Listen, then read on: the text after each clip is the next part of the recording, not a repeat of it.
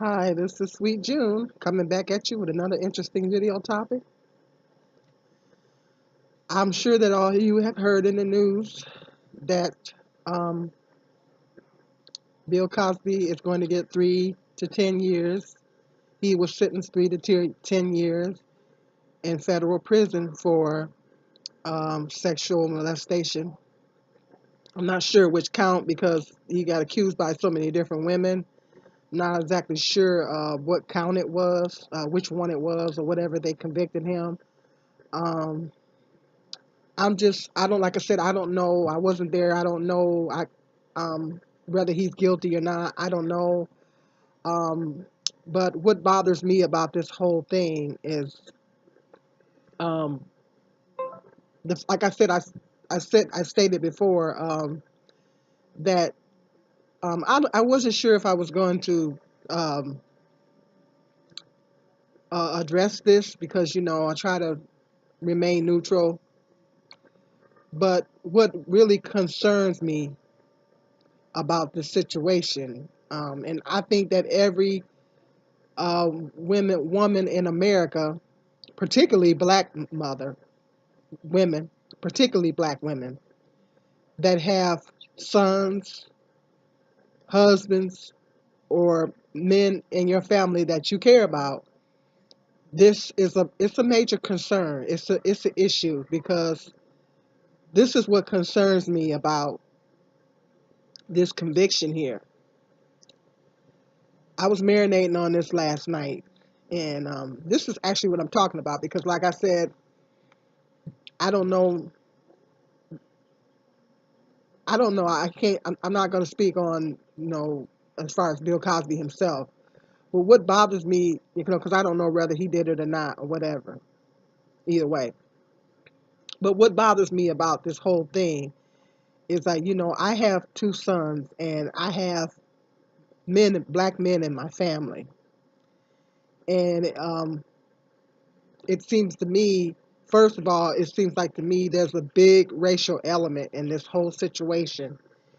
Other men are being accused of doing the same thing, and their only thing they're doing is losing their job, and they're not going to prison. And he's the only one that's going to prison so far, and he's a black man. And other high-profile men have got accused. You all know who they are. They've gotten accused of the same thing. The only thing that has happened to them, they have lost their job, but they have not have been further held accountable. And so it's a big, huge racial element in this whole situation.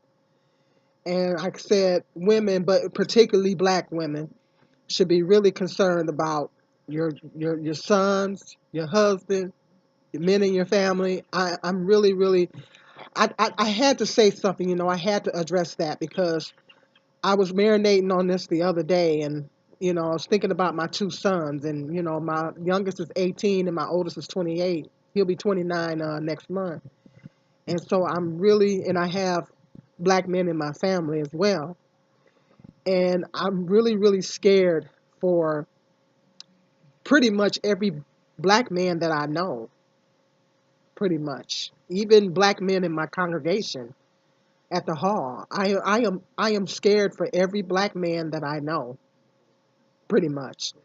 But I'm really scared for my sons because my sons, they have to go to work. And I told my youngest, I said, just please be careful. Don't say nothing out the way to no females. Don't just go to work, do your job. Don't say nothing out the way to them. Um, and same thing with my oldest son. I kind of run the protocol by him. But it doesn't really matter. At the end of the day, it doesn't really matter whether they say something or not. They can be falsely accused. They can be falsely accused. A female can say, this is what disturbs me about this whole thing. A female can say, well, he put his hand on me, he touched me, he molested me, and it might not even be true. It used to be a time that if a woman was raped or sexually abused, that there had to be some type of DNA proof. Like if a woman is raped, she would go to the hospital and she do what they would call a rape kit, where they would get the man's DNA off of her body, and that is evidence.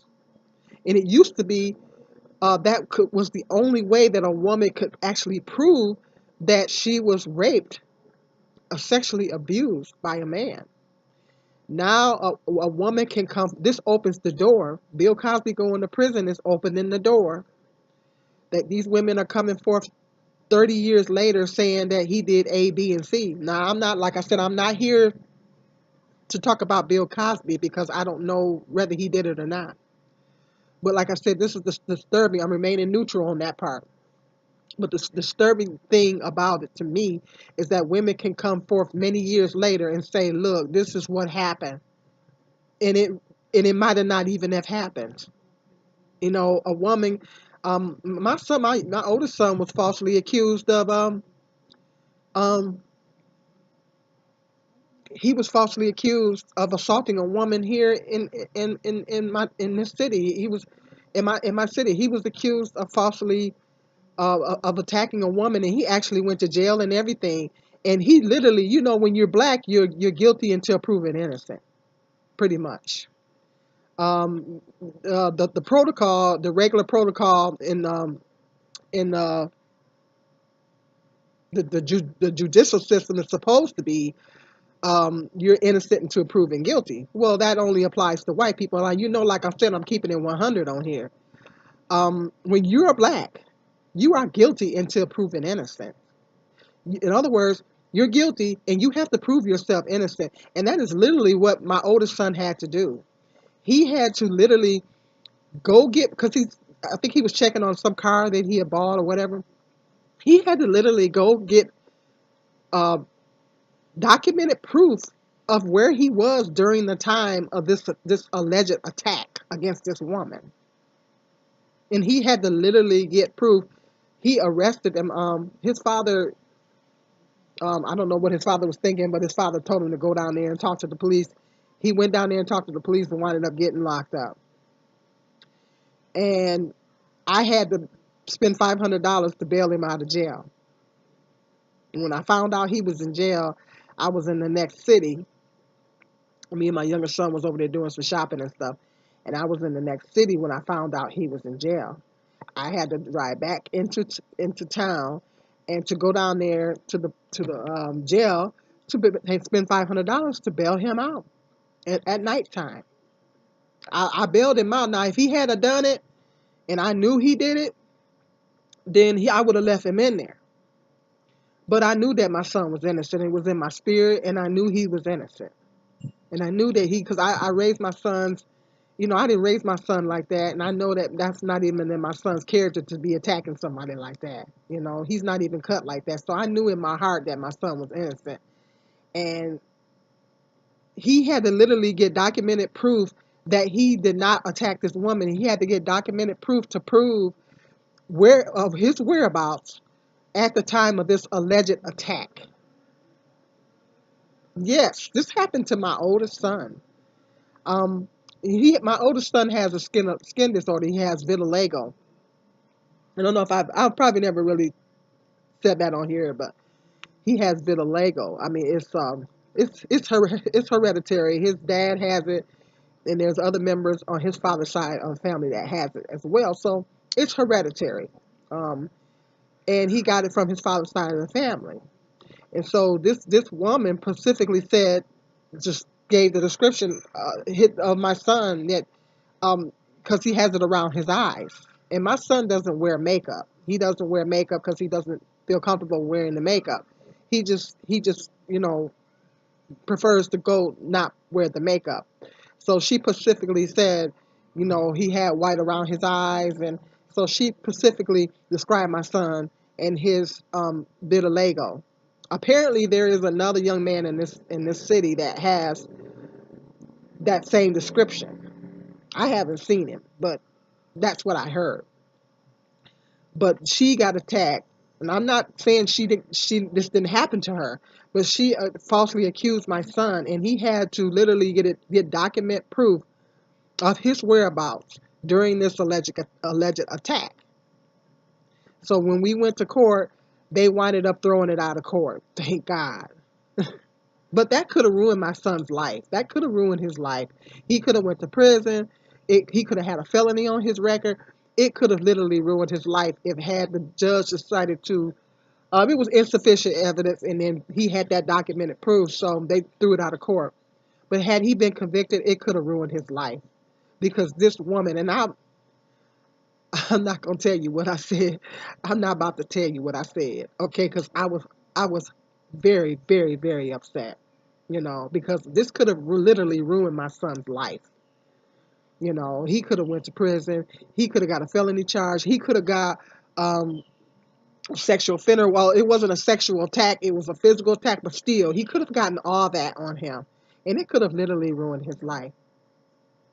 So my oldest son has already kind of went through that. And so I'm a little nervous about both of my sons. I'm a little scared for both of my sons because the fact that the mere fact that a woman can come forth, like what if a woman gets mad at one of my sons? They just for whatever. She tried to hit on him and he doesn't want to be bothered. She gets upset and she decides that she wants to go down and say that my son sexually abused. You mean to tell me that they're gonna, without any kind of evidence, without any kind of witnesses or anything, they're just gonna convict him based on her word? See, that is scary. That is scary. It's particularly scary when you're African American. When you're African American male, and even with females, I know I've been falsely accused of things on jobs. Not, it was not, and it wasn't assault or anything like that, but just being African American and being a black person in this country, you can get falsely accused of, white people can lie on you. Nah, like I said, I'm gonna keep it 100. Okay, I'm nervous. I am very scared, and I gotta keep every black man that I know prayed up. My sons, the black men in my family, literally every black man that I know, I have to keep them prayed up because this is scary to me. I don't know about you guys, but this is very scary to know that somebody can come forth years later and say, oh, he did A, B, and C to me.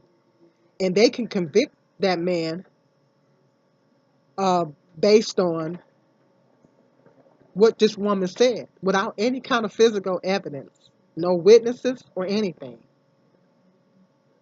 I don't know about you guys. Let me know in the comments section if any of you have sons out there, husband, boyfriend, whatever.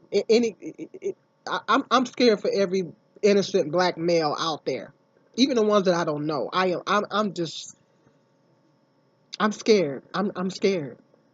And this can happen to white men too.